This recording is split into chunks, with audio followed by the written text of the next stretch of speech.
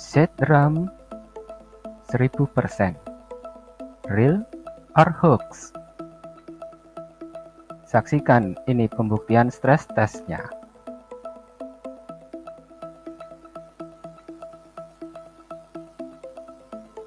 Halo guys, jumpa lagi di channel Ramuni. Sebelum lanjut, jangan lupa subscribe dulu ya, agar kamu tidak ketinggalan video menarik dari channel ini.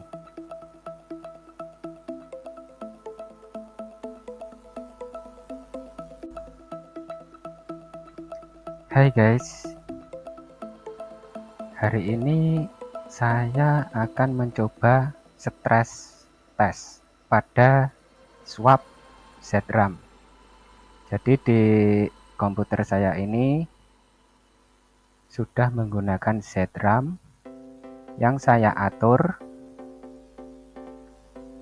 size-nya atau ukurannya adalah sebesar 1000% dari RAM yang ada di komputer saya.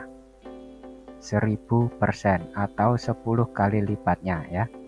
Di sini bisa kita lihat RAM atau memori yang ada di komputer adalah 1,9 GB. 1000%-nya yaitu 19,0 GB. Jadi ini swapnya ini adalah Z-RAM. Kita cek ya swapnya. Murni isinya adalah Z-RAM. Nah, di sini bisa kita lihat ya, isinya adalah murni Z-RAM sebesar 19 GB alias 1000% dari RAM yang ada di komputer saya. Z-RAM menurut beberapa artikel itu adalah suatu swap yang menggunakan metode kompresi atau dikompres, dan swap tersebut terletak di RAM. Jadi tidak menggunakan storage hard disk. Storage-nya menggunakan RAM. Oke, itu penjelasan singkat tentang Z-RAM ini. Dan di sini sudah saya set ke 1000% atau 10 kali lipat dari ukuran RAM-nya. Nah, di sini tadi saya sudah melakukan tes, yaitu tes apa ya namanya, stress test. Jadi saya bikin stres komputer saya biar pusing. enggak, maksudnya ini saya tes, saya isi swapnya menggunakan suatu program agar bisa penuh full. Nah, di sini kan saya penasaran, apakah Z-RAM yang sebesar 19 GB tersebut itu real atau hoax ya. Jadi kan RAM-nya hanya 2 GB, diisi Z-RAM 19 GB. 19 GB itu sudah dikompres. Nah, mungkin nggak 19 GB ini dikompres hasilnya bisa menjadi hanya 2 GB atau 1,9 GB yang muat ditaruh di dalam RAM komputer kita. Nah, tadi sudah saya lakukan tes ya, stress test. Nah, ini videonya, tapi tadi sayangnya belum saya isi suara pada saat record. Jadi ini saya record ulang, saya isi suaranya sebagai penjelasannya. Oke, saya pause dulu. Nah, videonya saya full screen biar enak. Oke, jadi ini tadi ya rekaman yang saya lakukan stress test. Di sini memorinya RAM-nya 2 GB. Kemudian swapnya 19 GB, yaitu menggunakan Z-RAM itu tadi. Kelihatannya mustahil ya. 1,9 GB bisa diisi 19 GB. Kemudian saya lakukan stress test menggunakan aplikasi ini, stress. Namanya aplikasinya juga stress ini ya. Oke, langsung kita mulai play saja videonya. Nah, di sini pertama saya belum di play ya. Oke, di sini saya Programnya saya bagi menjadi 4 ya, 4 sesi. Nah, di sini saya jalankan yang sesi pertama dulu ya, sebesar 20 proses.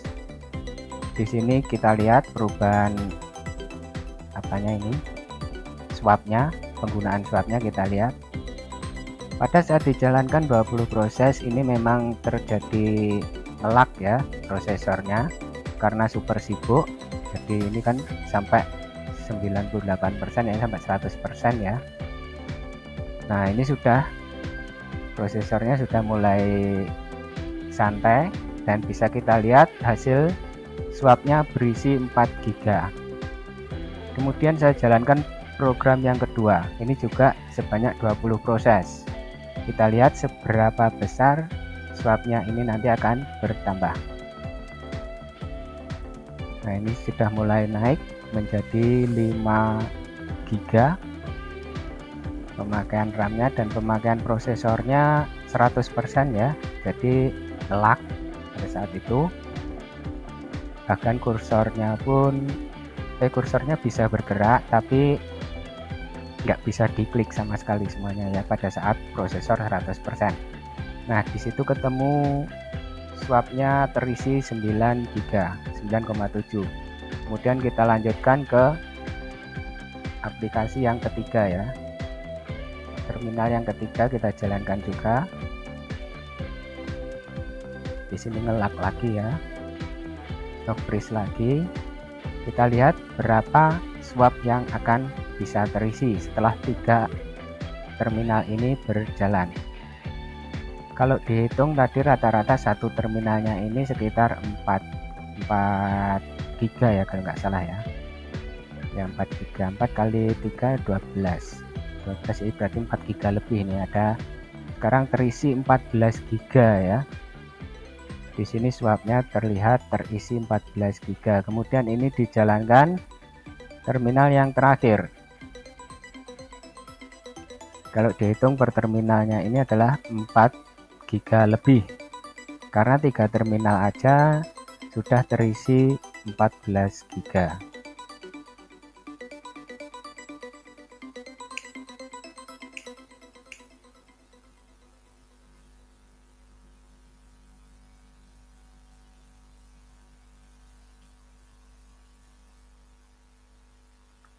Oke, tampaknya satu terminal tiba-tiba terkena force close. Artinya swapnya sudah melebihi dari kapasitas yang sudah ditentukan, yaitu 19 GB. Nah, di sini saya buka lagi terminal lagi. Saya pengen melihat maksimalnya berapa ya. Tadi 20 proses kali 4 terminal ternyata force close, alias nggak mampu ya swapnya. Sekarang ini terminal yang terakhir ini akan saya kurangi ya, dikurangi prosesnya menjadi 10 aja ya kayaknya ya. 16. Dikurangi menjadi 16 proses. Apakah masih mampu swapnya menampung atau terjadi force close? Nah, mari kita lihat hasilnya.